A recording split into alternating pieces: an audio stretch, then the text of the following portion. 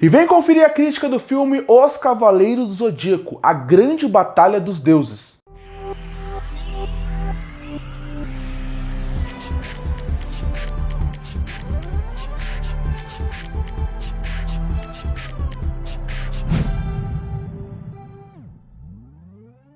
E continuando a série de vídeos falando sobre os filmes que envolvem o universo de Os Cavaleiros do Zodíaco, chegou a vez de falar sobre o segundo filme, chamado A Grande Batalha dos Deuses, lançado em 1988. E no vídeo passado eu destruí praticamente o filme O Santo Guerreiro, que eu achei um filme muito ruim. E não sei se foi porque eu assisti um filme em sequência do outro, mas A Grande Batalha dos Deuses eu gostei bem mais. Foi um filme que pelo menos ele me divertiu.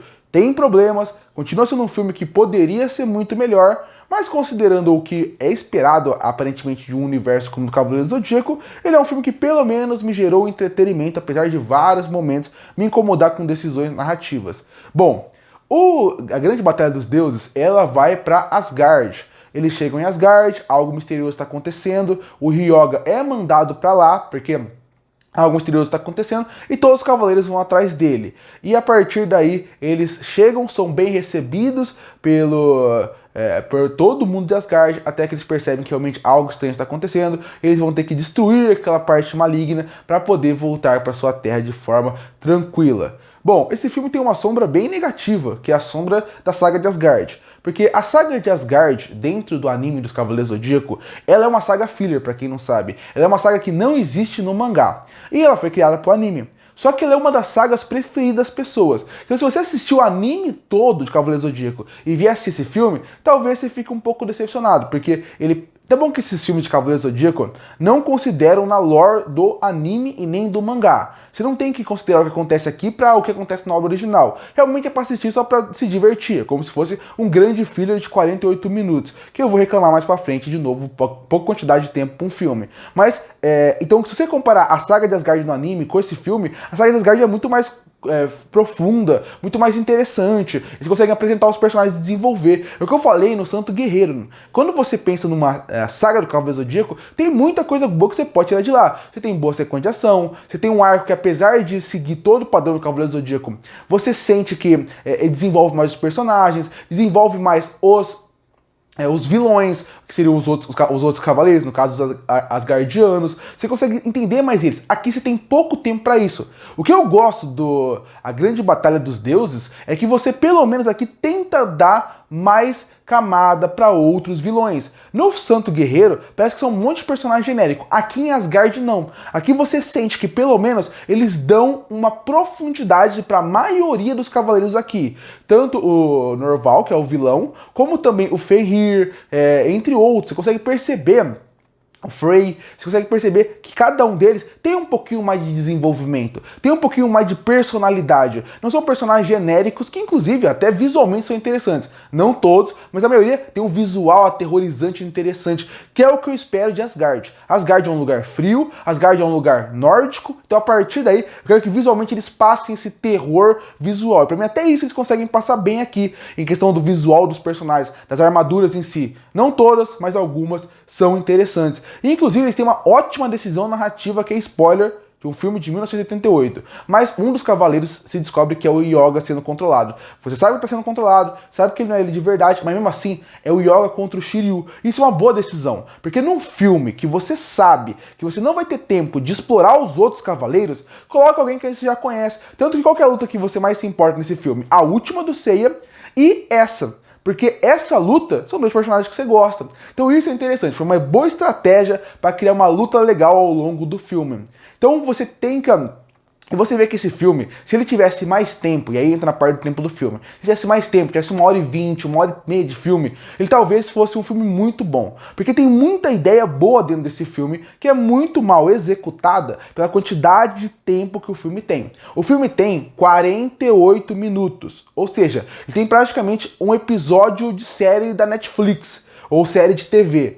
Então, como você vai desenvolver um novo reino, um novo universo, novos personagens, dentro de um filme de 48 minutos, sendo que você ainda tem que ter espaço para os personagens antigos. Você não vai conseguir fazer isso. Então você sente isso que deixa triste desse filme. Eu não acho ele ruim, acho um filme que me divertiu, como eu falei, mas o meu problema com ele é que eu vejo potencial em vários pontos, como por exemplo, todo o arco do Yoga nesse filme. Ele é um arco que ele é interessante, como ele chega em Asgard, como ele some, como ele é torturado, pede ajuda para Odin até o ponto que ele acaba se tornando um cavaleiro de Odin, mesmo que controlado, com a ajuda dele. Esse arco, se ele tem mais tempo num filme, ele bem desenvolvido, seria muito interessante. Você vê como que seria talvez o Yoga dentro dele mesmo, refletindo sobre aquilo, ele se perdendo nos pensamentos, ele lutando contra o amigo que é o Shiryu acertando ele, e a partir daí ficando desesperado. É um arco muito interessante, que eu falando parece legal, mas no filme ele é muito acelerado, porque não tem tempo. Não tem como o roteirista desenvolver tudo isso num filme de 48 minutos. Então, é um arco que ele é bom, interessante, mas ele é jogado fora. Tem arco aqui dentro de traição, que lembra muito, inclusive, as batidas do arco das 12 casas. Quando o mestre do santuário trai alguns cavaleiros, como ele trai eles ali dentro e como algumas pessoas já sabiam e estavam do lado dele. Esse arco desse filme tem batidas muito parecidas, que aqui poderiam ser interessantes, como trabalham a traição, como trabalham o medo ali dentro, como nem todo mundo é mal ou bom. Então, só que qual é o grande problema? De novo, o filme tem 48 minutos. Como você vai desenvolver todo um arco complexo de traição, família, Odin, como que o Odin está envolvido aqui dentro? Tudo isso não tem como se desenvolver. Mais um arco interessante jogado fora.